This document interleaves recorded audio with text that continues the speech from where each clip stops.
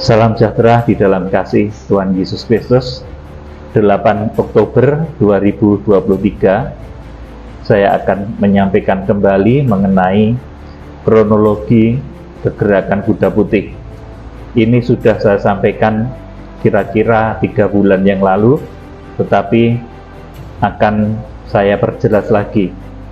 Jadi ketika nanti kegerakan kuda putih itu apa? Adalah kegerakan ketika kita, gereja-gereja dari seluruh penjuru bumi yang sudah bersatu, yang dipimpin oleh hamba-hamba Tuhan yang diurapi, nanti dipakai oleh Tuhan secara serentak menjangkau bangsa Israel, menginjili bangsa Israel dan mempertobatkan bangsa Israel. Nanti dengan hasil Wahyu pasal yang ke-7 ayat 1 sampai yang ke-4, yaitu ada 144.000 orang dari suku keturunan Israel yang nanti akan dimeteraikan.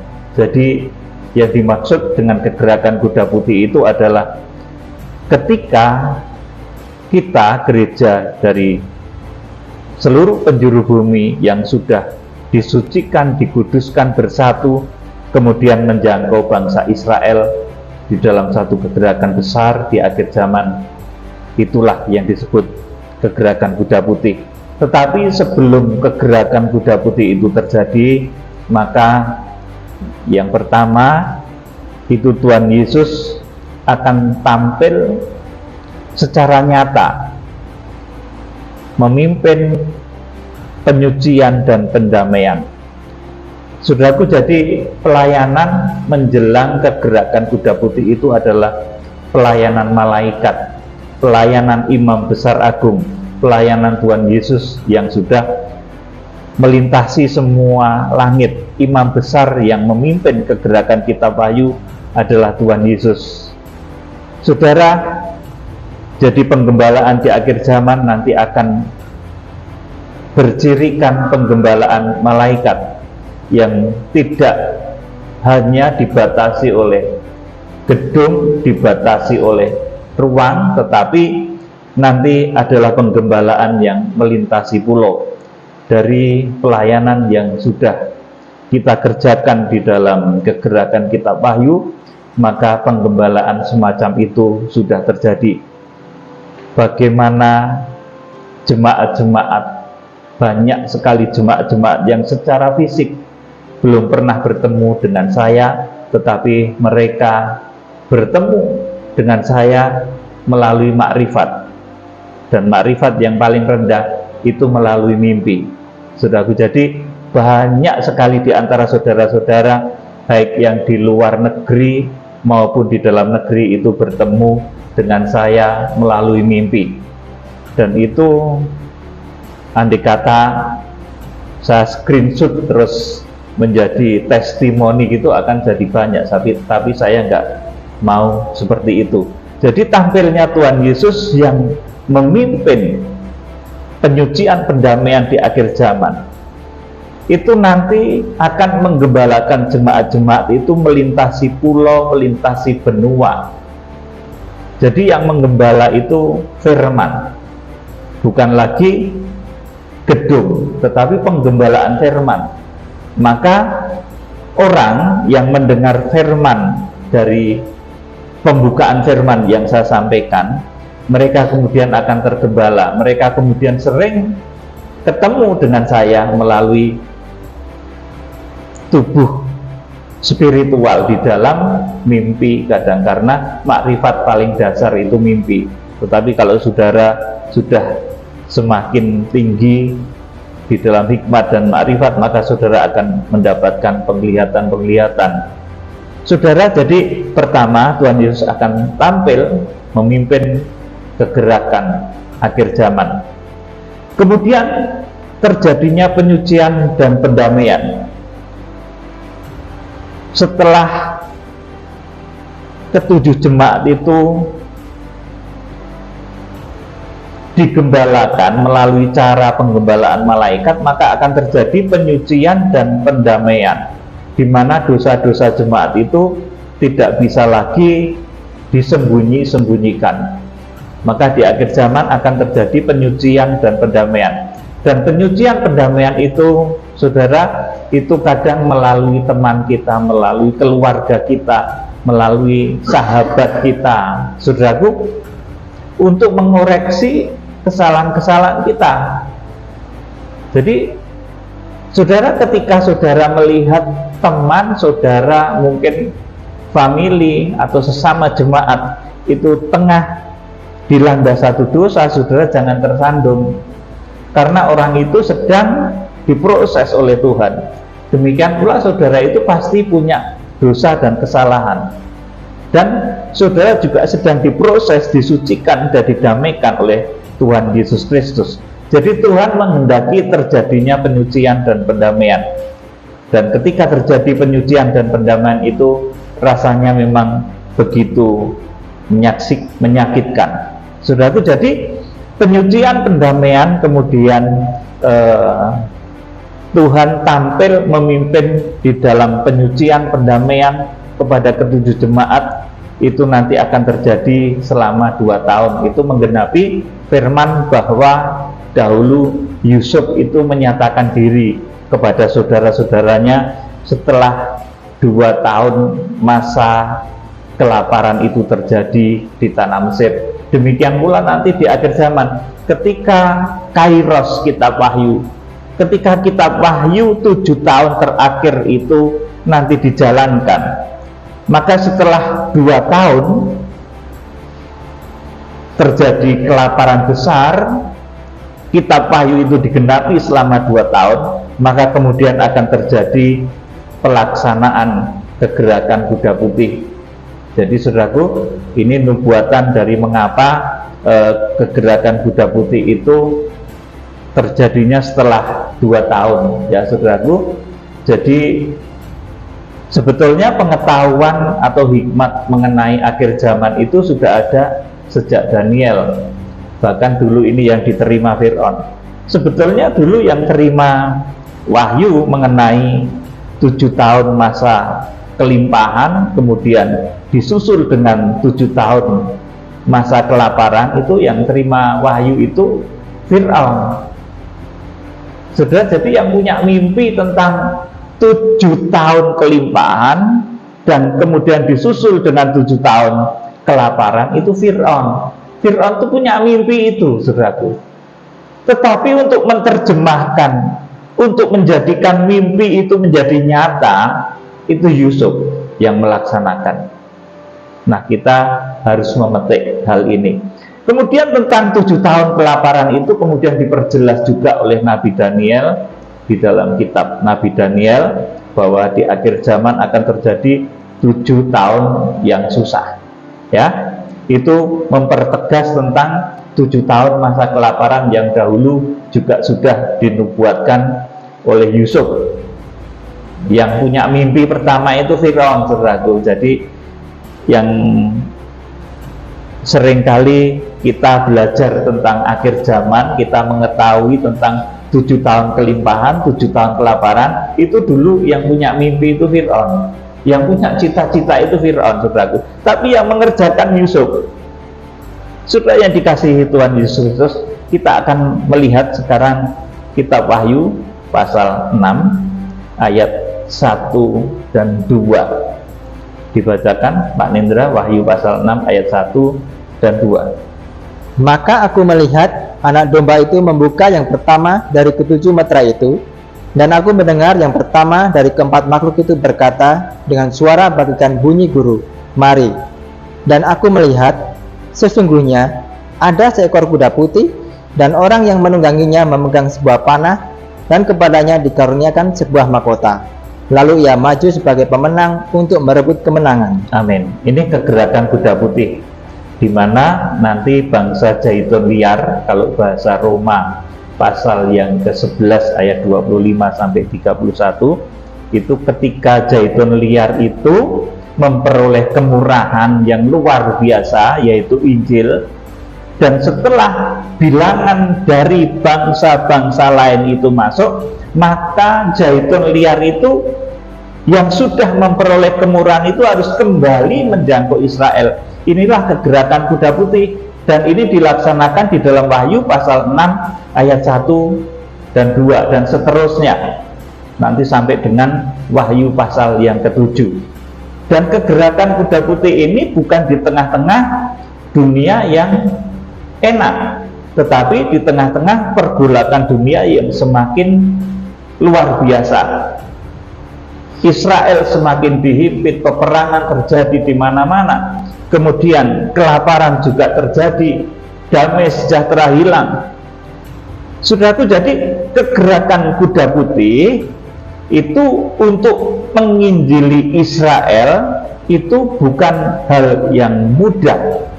Maka untuk terlaksananya kegerakan ini kemudian bertubi-tubi akan datang utusan-utusan yang lain yang disebut sebagai kuda merah, kuda hitam, kemudian juga kuda kelabu, yang dipakai Tuhan juga untuk menghimpit Israel, bukan supaya Israel itu hancur ya saudaraku.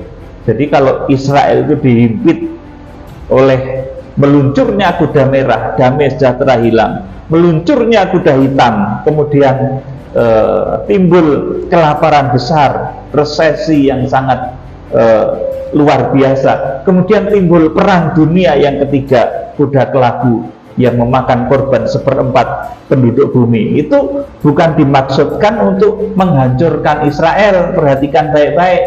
Jadi terbukanya meterai ke-1, ke-2, ke-3, dan ke-4, bahkan sampai dengan meterai yang ke-7, yang kesemuanya itu hukuman-hukuman yang mengerikan, itu bukan untuk menghancurkan Israel, tetapi untuk menggencet bangsa Israel supaya kemudian bertobat dan menerima Kristus Mesias. Karena memang seperti itu yang dituliskan oleh kitab suci. Israel itu kalau tidak dipepet tidak akan mau bertobat. Kalau tidak dihimpit dengan hilangnya damai sejahtera, kalau tidak dihimpit dengan kelaparan, dengan peperangan, maka Israel itu sulit untuk bertobat. Jadi kegerakan kuda putih ketika nanti kita bangsa-bangsa non-Israel, gereja-gereja non-Israel yang sudah bersatu, disucikan, dikuduskan, itu yang memperoleh kemurahan Injil, memperoleh kemurahan hikmat makrifat oleh Injil, itu nanti akan menginjili bangsa Israel.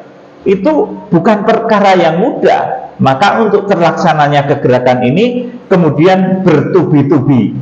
Setelah kuda putih itu kuda merah, kemudian kuda hitam, kemudian kuda kelabu. Saudara, kegerakan kuda putih yang muncul dari timur, dari bangsa yang berlambang burung Garuda, dan keyakinan saya ini dari bangsa Indonesia, saudaraku, ini bertugas untuk menabuh genderang, saudaraku, supaya hamba-hamba Tuhan yang dari luar negeri, jemaat-jemaat yang dari berbagai tempat itu mulai bergairah juga untuk menginjili bangsa Israel. Saudaraku, karena seperti tertulis di dalam kitab Wahyu pasal yang ke-5, yang terbeban untuk menginjili bangsa Israel itu sangat minim, sangat sedikit.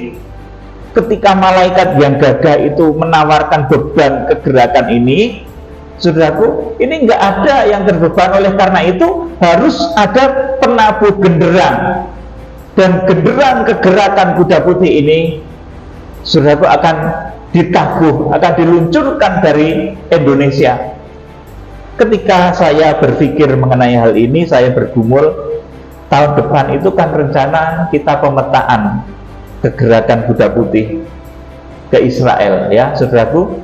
Dan ini merupakan tim, dan namanya tim itu ya pasti akan banyak, lebih dari 10 orang, ya itu butuh biaya, saudaraku. Apalagi nanti kalau pesertanya meledak menjadi banyak, itu biayanya banyak, bisa miliaran. Saya kan bayangkan itu pusing, saudaraku. Tetapi saya yakin pada waktunya Kalau Tuhan itu sudah buka jalan, Tuhan akan menyiapkan orang-orang yang berpotensi.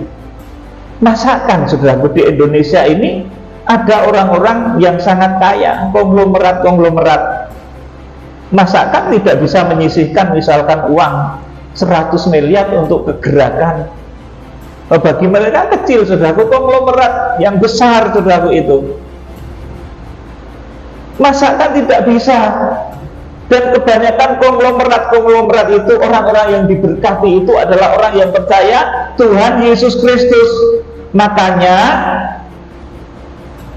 kita dari negeri timur ini saudaraku, dari negeri yang berlambang Garuda ini saudaraku, lewat kegerakan kuda putih ini mulai saya dengung-dengungkan, genderang kegerakan kuda putih itu mulai saya canangkan, supaya orang-orang yang berpotensi itu mereka terbeban untuk menjangkau bangsa Israel. Bukan untuk saya loh saudaraku. Untuk menjangkau bangsa Israel itu memang perlu biaya banyak. Nanti kalau tim yang berangkat itu misalnya 20 orang saja, bisa dikalikan berapa kita ke Israel, mungkin 1 minggu ya. Dan itu nanti saya sudah ngerti, itu bukan di tengah-tengah dunia yang enak. Jadi ke sana itu bukan plesir saudaraku. Ke Israel itu sudah nanti bukan plesir. Kalau ke Israel cuma jalan-jalan ya itu bukan kegerakan kuda putih, piknik gitu saudaraku. Bolak-balik nanti orang-orang yang punya duit nanti jalan ke Israel, nanti ngomong, Pak Pendeta saya sudah kegerakan kuda putih. Putih apanya saudaraku? Ya mereka jalan-jalan saja. Kegerakan kuda putih itu ada kairosnya, ada waktu yang ditentukan oleh Tuhan.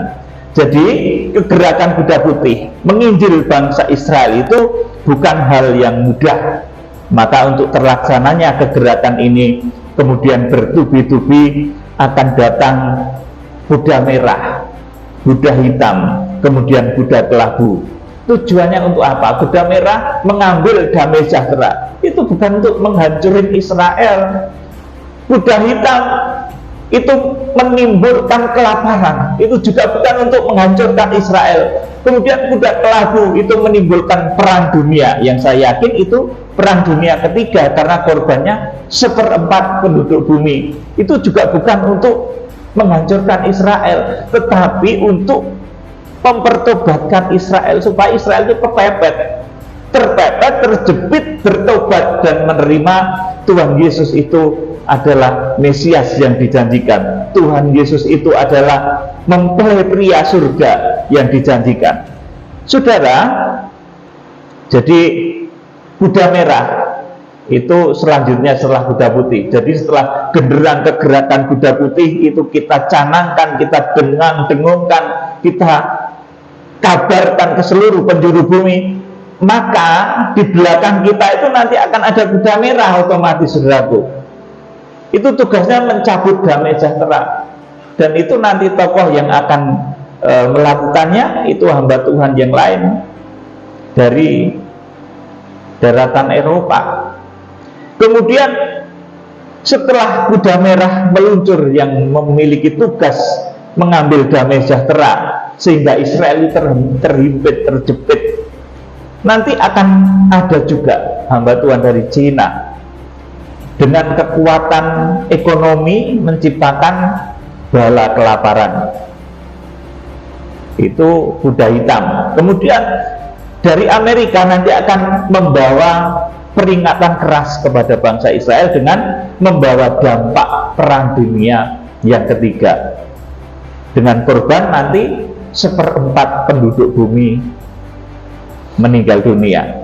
Saudara, kita akan melihat peristiwa ketika Tuhan memanggil ketujuh huruf, ketika Tuhan memanggil utusan-utusan baik yang dari Eropa, dari Cina maupun dari Amerika itu, saudaraku, untuk satu tujuan, yaitu memulihkan Sion. Kita akan membaca kitab Nabi Yesaya 49 ayat 11 sampai 13. Ini sebuah lagu yang sudah digubah menjadi Maksud saya satu ayat yang sudah digubah menjadi lagu, ya, panggilan kepada ketujuh guru.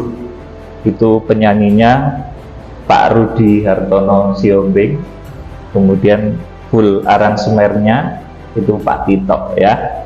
Kita akan membaca Yesaya 49 ayat 11 sampai 13. Aku akan membuat segala gunungku menjadi jalan, dan segala jalan rayaku akan kuratakan. Iya, terus? Lihat, ada orang yang datang dari jauh, ada dari utara. Iya, dari utaranya Israel itu sekitar Eropa, terus? Dan dari barat. Iya. Dan terus? ada dari tanah Sinim. Iya, Sinim itu Cina. Terus 13. Bersorak-sorailah, hai langit, bersorak-soraklah, hai bumi, dan bergembiralah dengan sorak-sorai, hai gunung-gunung, sebab Tuhan menghibur umatnya dan menyayangi orang-orangnya yang tertindas. Amin. Jadi ketika nanti Israel itu seolah-olah tertindas, saudaraku, oleh karena kesulitan-kesulitan, Tuhan akan mengutus orang, Tuhan akan memanggil. Ada yang datang dari jauh, dari utara, dari barat, dan dari tanah Sinim. Bersorak-sorailah, hai langit, bersorak-sorailah, hai bumi, dan bergembiralah dengan sorak-sorai. Kita akan baca juga Wahyu pasal yang ke-6 ayat 3 sampai 17. Wahyu pasal 6 ayat 3 dan selanjutnya. Dan ketika anak domba itu membuka materai yang kedua, aku mendengar makhluk yang kedua berkata, "Mari." Dan majulah seekor kuda lain, seekor kuda merah padam, dan orang yang menungganginya dikaruniakan kuasa untuk mengambil damai sejahtera dari atas bumi, sehingga mereka saling membunuh, dan kepadanya dikaruniakan sebilah pedang yang besar. Amin. Ini kuda merah, ya. Jadi kuda merah nanti juga akan meluncur. Perintah meluncurnya kuda merah itu adalah, dan ketika anak domba itu membuka materai yang kedua, aku mendengar makhluk yang kedua. Makhluk yang kedua itu, saudara bisa membaca Wahyu pasal 4 ayat yang ke-7. Itu makhluk yang memiliki muka seperti anak lembu. Itu penampilan Tuhan Yesus sebagai hamba. Kalau Injilnya itu Injil Markus, ya. Kemudian ayat yang keempat, dan ketika anak domba itu membuka materai yang ketiga, aku mendengar makhluk yang ketiga berkata, "Mari." Dan aku melihat, sesungguhnya ada seekor kuda hitam, dan orang yang menungganginya memegang sebuah timbangan di tangannya. Amin. Ini penunggang kuda hitam dan penunggangnya. Ini yang menyuruh juga makhluk dari dalam bait suci. Makhluk yang ketiga, kalau saudara membaca Wahyu pasal 4 ayat 7, itu adalah makhluk yang memiliki rupa seperti rupa manusia. Itu penampilan Tuhan Yesus sebagai anak manusia. Kalau Injilnya itu Injil Lukas, ya. Saudara, kemudian ayat 6. Dan aku mendengar seperti ada suara di tengah-tengah keempat makhluk itu berkata, "Secupak gandum sedinar dan 3 cupak jelai sedinar, tetapi janganlah rusakkan minyak dan anggur itu." Terus, dan ketika anak domba itu membuka materai yang keempat, aku mendengar suara makhluk yang keempat berkata, "Mari." Dan aku melihat, sesungguhnya ada seekor kuda hijau kuning, dan orang yang menungganginya bernama Maut, dan kerajaan maut mengikutinya.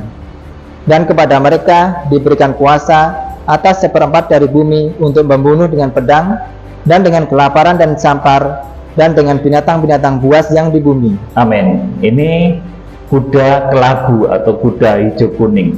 Itu perintahnya itu juga datang dari dalam bait suci, dari makhluk yang keempat. Kalau sudah membaca di dalam Wahyu pasal 4 ayat 7, itu makhluk yang mukanya seperti burung nasar yang sedang terbang. Ini penampilan Tuhan Yesus sebagai anak Allah.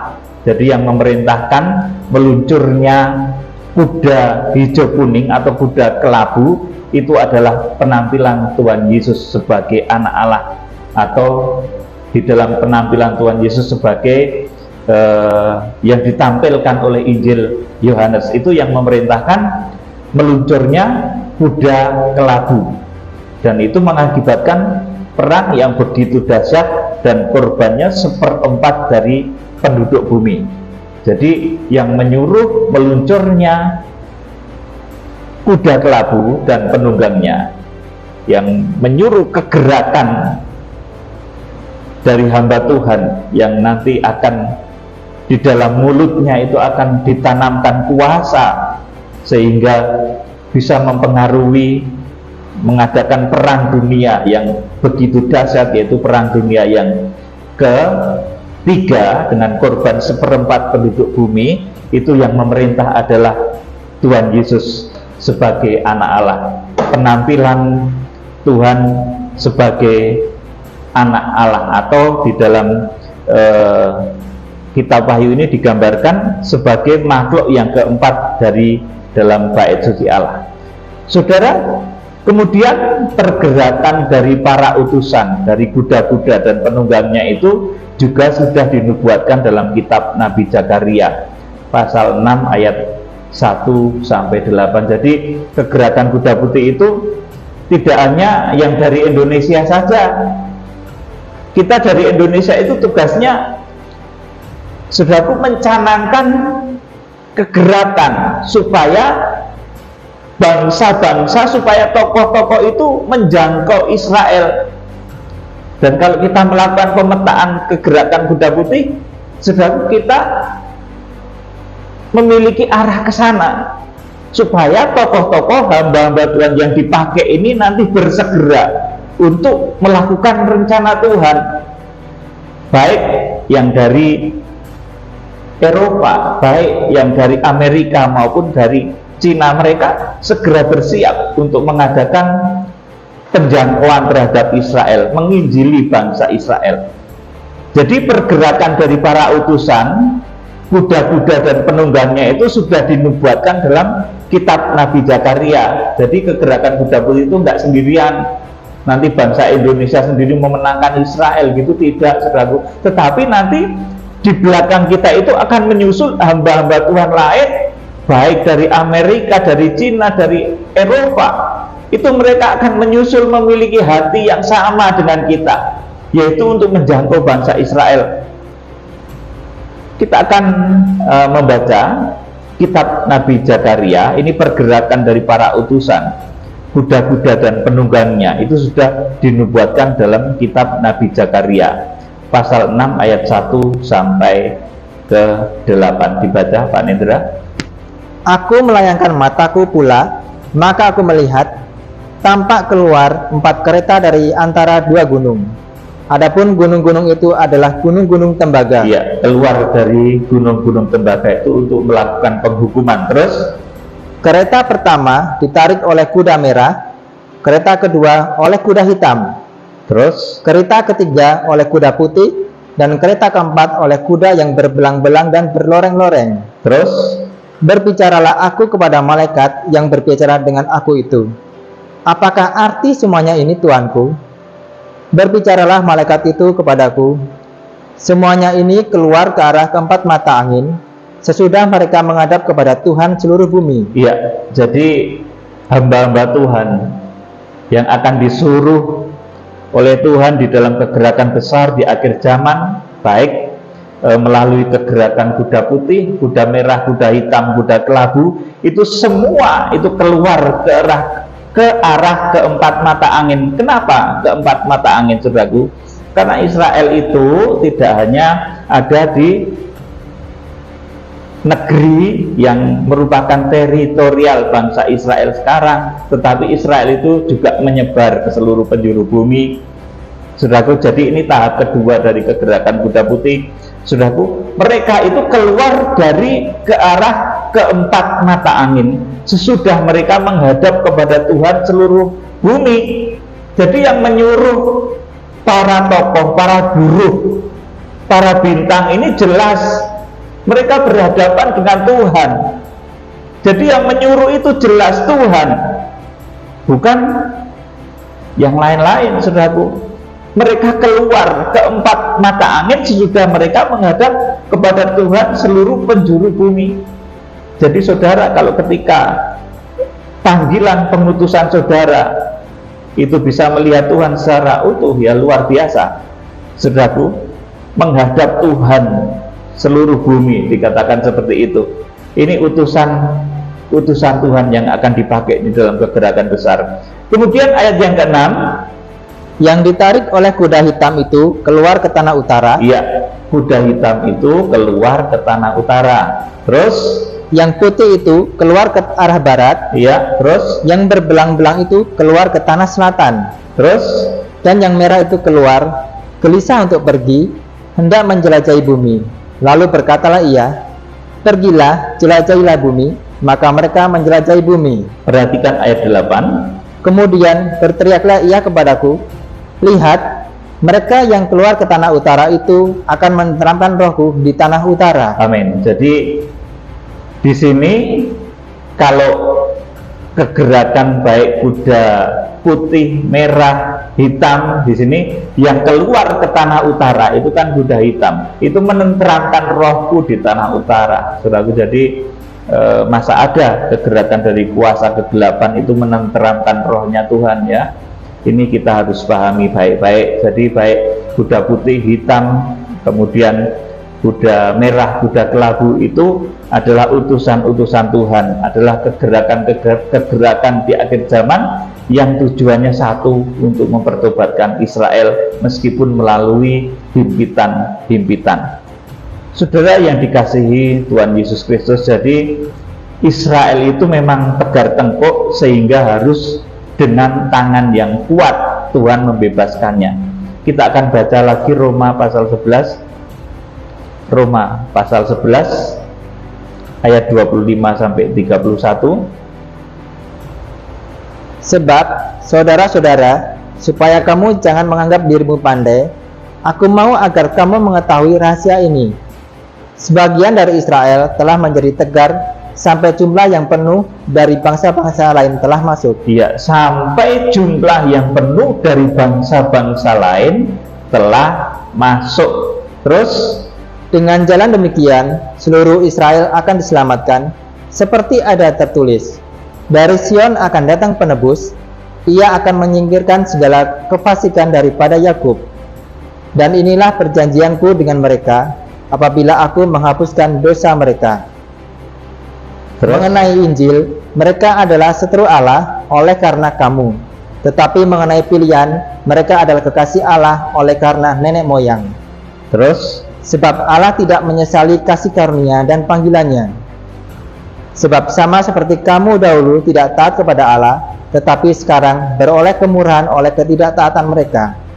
Demikian juga mereka sekarang tidak taat, supaya oleh kemurahan yang telah kamu peroleh, mereka juga akan beroleh kemurahan. Amin. Jadi demikian juga mereka sekarang tidak taat, supaya oleh kemurahan yang telah kamu peroleh, mereka juga akan beroleh kemurahan. Jadi kegerakan kuda putih itu adalah kegerakan untuk mempertobatkan, untuk memeteraikan Israel, yang pelaksanaannya di dalam kitab Wahyu pasal 6 ayat 1, 2, kemudian rangkaiannya juga kuda merah, kuda hitam, kuda kelabu, dan juga meterai selanjutnya. Itu semuanya menghimpit Israel sampai nanti hasilnya Israel itu betul-betul angkat tangan dan menerima Tuhan Yesus sebagai Mesias yang dijanjikan, dan mereka dimeteraikan dengan jumlah secara lahiriah 144.000 orang dimeteraikan dari suku Israel. Itu Wahyu pasal 7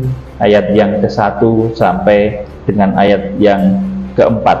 Saudara, saya akan menggarisbawahi lagi bahwa untuk terlaksananya kegerakan kuda putih menjangkau bangsa Israel itu memang bukan pekerjaan yang mudah. Orang yang terbeban untuk menjangkau bangsa Israel itu bukan perkara yang mudah. Oleh karena itu, tentang kegerakan kuda putih menjangkau bangsa Israel ini harus betul-betul kita kobarkan, kita dengungkan, kita canangkan bahwa kegerakan kuda putih ini sangat penting untuk kita kerjakan. Nanti kalau kita sudah mulai menabuh genderang kegerakan kuda putih ini, maka di belakang kita kemudian akan menyusul hamba-hamba Tuhan yang terpilih, hamba-hamba Tuhan yang nanti akan dipakai. Saudaraku, yuk kita akan baca betapa sulitnya membuka hati orang itu untuk melakukan kegerakan kuda putih. Itu memang sulit, di langit, di bumi itu tidak ada yang bisa. Nanti Tuhan Yesus yang akan melakukannya. Wahyu pasal 5 ayat 1 sampai 5, ini ayat terakhir. Wahyu pasal 5 ayat 1 sampai 5. Maka aku melihat di tangan kanan Dia yang duduk di atas tahta itu sebuah gulungan kitab yang ditulisi sebelah dalam dan sebelah luarnya, dan dimeterai dengan 7 meterai. Terus, dan aku melihat seorang malaikat yang gagah yang berseru dengan suara nyaring, katanya, siapakah yang layak membuka gulungan kitab itu dan membuka meterai-meterainya? terus, Tetapi tidak ada seorang pun yang di sorga atau yang di bumi atau yang di bawah bumi yang dapat membuka gulungan kitab itu atau yang dapat melihat sebelah dalamnya. 4. Maka menangislah aku dengan amat sedihnya, karena tidak ada seorang pun yang dianggap layak untuk membuka gulungan kitab itu ataupun melihat sebelah dalamnya. Lalu berkatalah seorang dari tua-tua itu kepadaku, jangan engkau menangis, sesungguhnya singa dari suku Yehuda, yaitu tunas Daud, telah menang, sehingga ia dapat membuka gulungan kitab itu dan membuka ke-7 meterainya. Amin. Jadi memang yang terbeban untuk kegerakan kuda putih ini ketika ditawarkan kepada langit, kepada bumi, kepada yang di bawah bumi, semuanya angkat tangan. Nanti yang bisa melaksanakan itu Tuhan Yesus. Tapi ketika nanti kitab Wahyu ini digenapi, saudaraku, maka kegerakan kuda putih ini harus terjadi. Penjangkauan terhadap bangsa Israel yang tentunya menelan biaya yang tidak sedikit. Namanya tim kegerakan itu nanti kalau berangkat ya biayanya itu banyak. Itu kita membutuhkan orang-orang yang berpotensi. Seperti tadi saya sampaikan, masakan di antara 10 orang terkaya di Indonesia yang sebagian besar itu orang Kristen, orang percaya Tuhan Yesus. Masakan mereka itu pelit untuk membangun bait suci, masakan mereka itu pelit untuk menginjili Israel. Saudaraku, pasti mereka akan nanti hatinya itu seperti meterai yang dibuka juga, saudaraku. Akan seperti meterai yang dibuka juga oleh kekuatan Tuhan Yesus. Makanya kemudian nanti di Wahyu pasal yang kelima ayat 12, anak domba yang disembelih itu layak untuk menerima 7 perkara dahsyat. Ya, coba dibaca Wahyu 5 ayat 12. Katanya dengan suara nyaring, Ya, anak domba yang disembelih itu layak untuk menerima kuasa dan kekayaan dan hikmat dan kekuatan dan hormat dan kemuliaan dan puji-pujian. ya.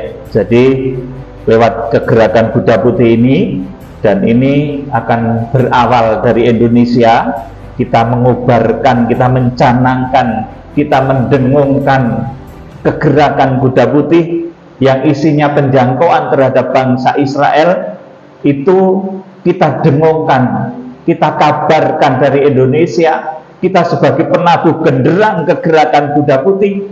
Maka nanti di belakang kita akan menyusul hamba-hamba Tuhan lain dari berbagai belahan bumi, di mana untuk kegerakan kuda putih ini Tuhan nanti akan membuka meterai orang-orang kaya yang sampai saat ini itu acuh tak acuh terhadap bangsa Israel. Ngapain sih nginjil kepada Israel? Mbok menginjil itu ya ke pedesaan sana di Afrika, mbok menginjil itu ya ke sana ke daerah Argentina, Brasilia, ke hutan. Ya di sana mau menginjil siapa di hutan itu, saudaraku? Memang waktunya nanti di akhir zaman itu, saudaraku, ada waktunya kita harus menginjil kembali kepada bangsa Israel, supaya Israel itu terima Tuhan Yesus. Dan itu bukan pekerjaan yang mudah. Israel itu pinter, Israel itu kaya, Israel itu jenius, diberkati. Tetapi melalui kegerakan kuda putih ini, yang saat ini mulai kita dengung-dengungkan, kita menabur genderang kegerakan kuda putih.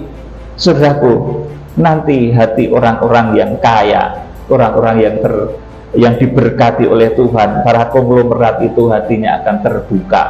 Laksana terbukanya 7 meterai bukan karena saya, tetapi karena kekuatan Tuhan Yesus, anak domba yang disembelih. Saudara, kiranya Tuhan Yesus Kristus memberkati.